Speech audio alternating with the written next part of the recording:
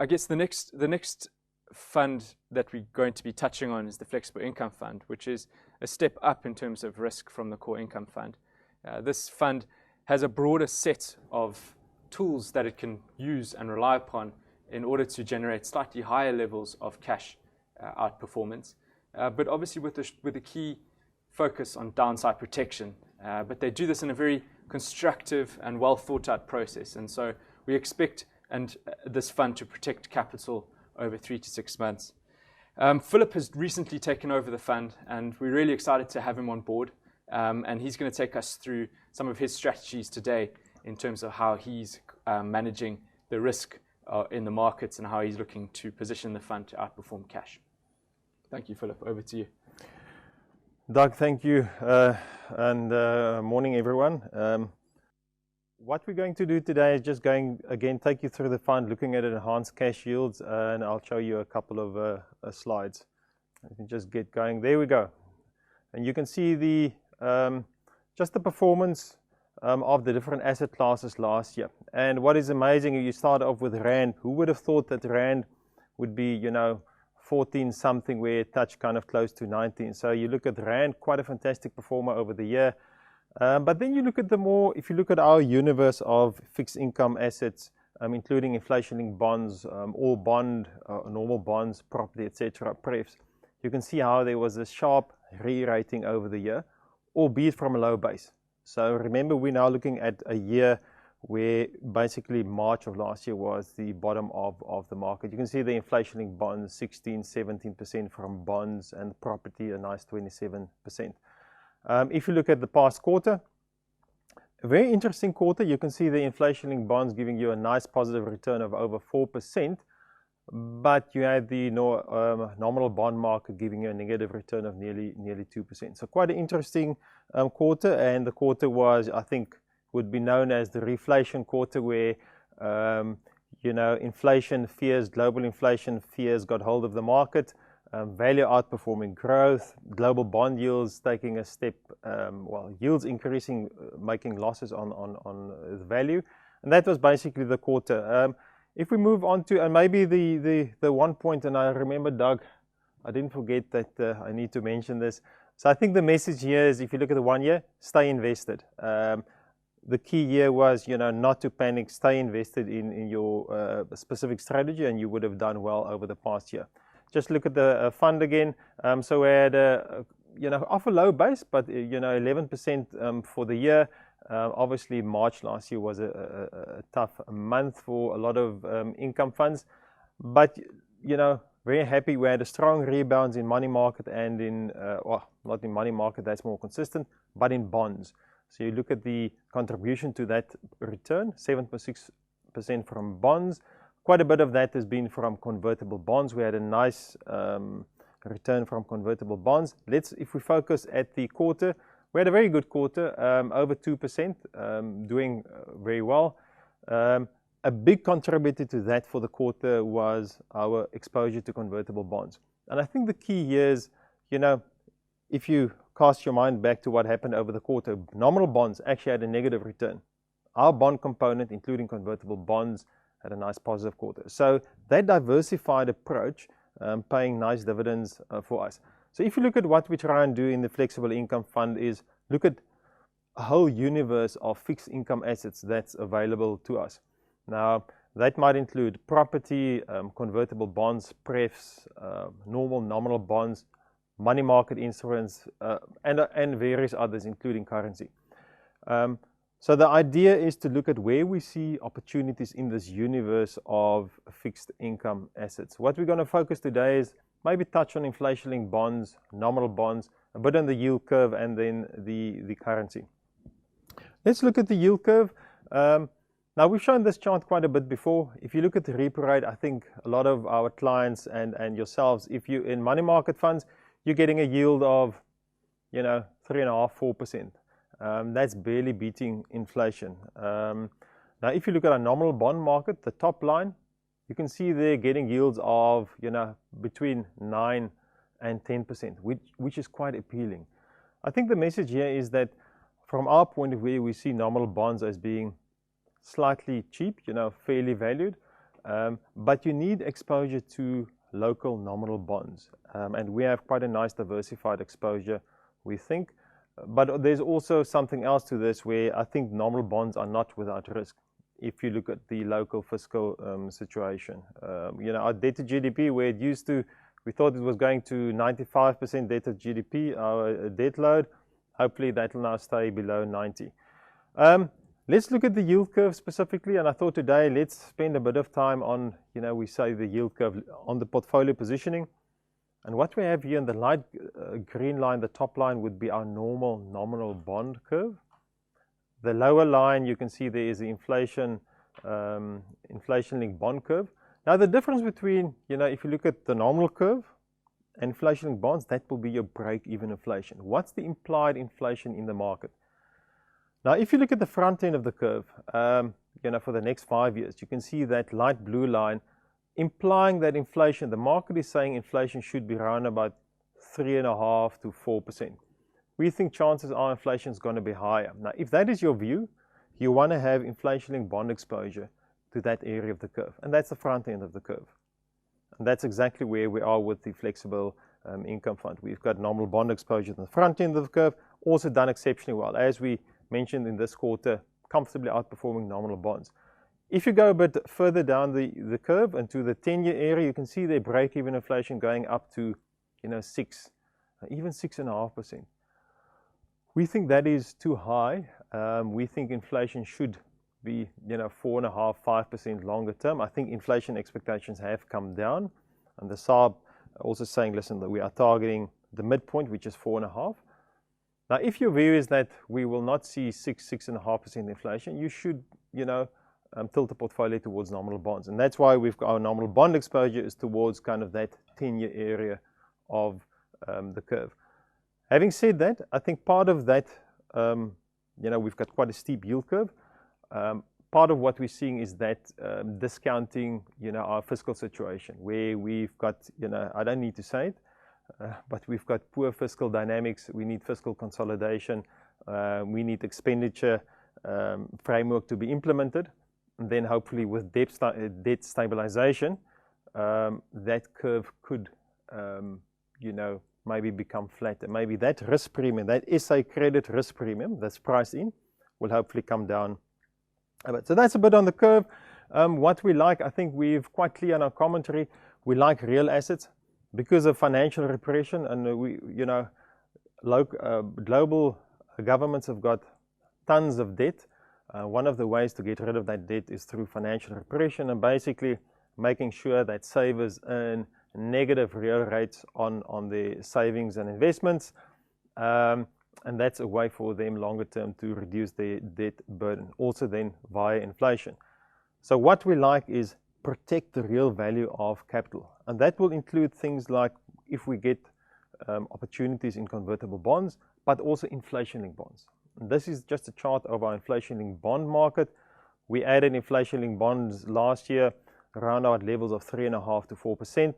Currently, we've made good returns on those.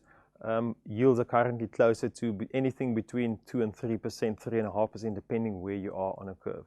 But our preference for real assets in the fund remain. And what's nice with a diversified income fund, you can decide to hold some nominal bonds, which we do, but also have a healthy allocation to inflation-linked bonds. Now, I think the darling of the last couple of months, and that surprised most would be the SA Rand. Who would have thought that Rand's at 14 something? I think this morning we're at 14.20, 14.25. Amazing. If you go back to valuations, and I think the disclaimer here is the Rand is notoriously difficult to predict and to say, listen, we think what we can do is we can run some analysis. If you look at a purchasing power parity basis, we think the Rand is fairly valued around about 15. We do think you need to make an adjustment to that fair value. And because of our, the problems we have, the debt dynamics, fiscal situation, we think fair value is actually north of 15. And that's why in the fund we would have effective currency exposure of around about 8% at this point in time. But you can see there on the right-hand graph, the Rand has been absolutely a powerhouse the last 6, 7, 8 months on the back of massive global stimulus, money finding, needing to find a home to get some return. You can see there, the rand also is kind of a proxy for risk and for emerging markets. So it's been a big beneficiary of this flight to anything with the yield and this risk on trade. The flip side also we've seen of late, Turkey's gone through, I think, can't remember, it's like 2 or 3 central bank governors in the last year or two, and they've just replaced one. So Turkey is a bit, quite volatile and is shunned potentially by investors. Russia has just been slapped with more sanctions, so maybe slightly people not too keen to put money there, and maybe we're a beneficiary of that. So that is just kind of, I've tried to give you a bit of a sense of, what we see in nominal bond market, where the dynamics of the curve, we still like inflation-linked bonds. Now, if you look at the fund, and you can see the top line is the fund yield. And you can see that as rates have come down, obviously the fund yield has come down a bit, but you can see there the repo rate, the 3-month JIBOR rate, quite low at the moment. Let's call it 3.5%, 4%, where the fund yield is typically around about 5.7%. So if you look at the bars at the bottom, we've got a nice pickup over cash. And again, our objective is to, outperform cash on a consistent basis with a high degree of stability. So still quite a nice pickup over typical money market rates and quite a diversified portfolio at this point in time. As you could see through the quarter, the question is what could upset this, what we've seen. And obviously, with global growth returning quite quickly, it seems, there's also the fear of inflation, and we've seen global bond yields ticking up, and on the back of the reflation trade. So, our bonds are repriced off global yields. So if we get a further, inflation getting more sticky and even a bit more of unexpected inflation, global bond yields could upset the apple cart. And, we've seen this massive rotation from growth to value the last quarter as well. So maybe something to keep an eye on. I do believe if you look at global break-even inflation, and especially the States, where break-even inflation is 2.3, 2.5%, maybe slightly overblown. We have struggled to get inflation into the system for more than a decade. This time around, it is a bit different because we've got massive fiscal stimulus, people receiving checks in the mail, unemployment benefits, loans to companies, actually money hitting Main Street and not Wall Street, and that's the big difference. And I saw something interesting where a company, McDonald's, one of the McDonald's outlets in the US, are actually paying people $50 to just come for an interview, because no one is actually willing to come and work for that wage. The thought maybe they should increase the wage, but that's because people are actually earning more from unemployment benefits than working at your local McDonald's. So just a kind of an anecdotal example of where we are. And we're going to finish off with the portfolio positioning. I think I've given you a sense of, we focused a bit on the yield curve, inflation bonds, nominal bonds. The fund is nicely diversified at this point in time. We do believe in a diversified approach, trying to pick assets across the fixed income universe. Credit quality is important. We have increased our inflation-linked bond component. It's probably fairly valued now. We want to take advantage of opportunities, things like convertible bonds, if they come to the market. If we look at the fund quickly, we've got floating rate notes. That's a nice pickup over JIBOR. Fixed rate bonds of 20%, inflation-linked bonds about 15%. Convertible bonds used to be closer to 3%. We've actually trimmed that back, and I'm sure Doug will ask a question on that. And then offshore, we've got offshore bonds and money market. Our effective offshore exposure is just over 8% at this point in time.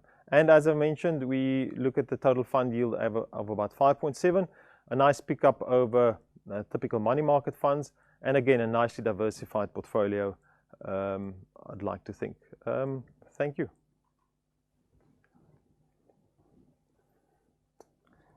Thanks, Philip. Appreciate that. A couple of themes that were going through your presentation there, so I'm hoping to pick up on a few of them, and hopefully we'll get some time to talk about the convertible bonds at the end. There was a bit of a strange dynamic this quarter. You picked up that the 10-year US yields rose, and we saw the South African bond yields coming down, maybe not as much as we thought they would. But the rand, stayed strong. That seems, we've been talking about how we have had this offshore component in the fund that could potentially cushion the that could potentially cushion a rise in the yields as the rand falters. But that hasn't quite played out this quarter. Can you maybe just talk us through how this has impacted the fund and your thoughts process around this? Yeah, it's an interesting question. Do you look at the fund and the way we think about things the fund duration is on the higher side. If you look at nominal bonds plus inflation-linked bonds and offshore, it's close to 1.4, 1.5. Having said that, we thought, we've got a decent currency exposure as a natural hedge to our bond component. That hasn't worked. Typically it kind of works. What we have seen is with the reflation trade, the fear of inflation being negative for bond yields, that's obviously impacted our local bonds. Typically you would think currency would help kind of buffer the losses as a natural hedge. But the rand has been exceptionally strong. Whether that's been a beneficiary, I think you look at our export commodities, and when commodities do well, the rand does well, and we've seen exactly that. So you get certain scenarios where that specific hedge might not work. But I think, as global growth ticks up, we will be a beneficiary, and I think things will reavert itself. We do think bonds are cheap at the moment. But having said that, if you look at our portfolio, we've got convertible bonds on SAPI and Royal Bafokeng, commodities, fantastic counter to the rand strength, because commodities do well, the rand does well, and when commodities do well, a Royal Bafokeng and a SAPI will do well, and that's exactly what we've seen this quarter. So a nice diversifier and a nice, counter to possible rand strength as well. So that diversification approach working quite well. But a funny quarter where also inflation-linked bonds comfortably outperforming nominal bonds. Not often you see that. Yeah, and I think that's an interesting dynamic, because I guess buying those convertible bonds when they were cheap, which is the approach of this strategy, to buy things to make sure that the valuations are at attractive levels, whereby the downside risk is limited. And I guess you never quite understand the situation where some of that value might unwind and where could potentially be a hedge in the portfolio. So it's great that has come through. Fantastic quarter. Also nice contribution for convertible bonds. Nice diversifier. So I think we have, though, as I've mentioned, we have started trimming back on a convertible bond position after doing quite well. So. Thanks, Philip. Appreciate that. Okay. Thanks, Doug.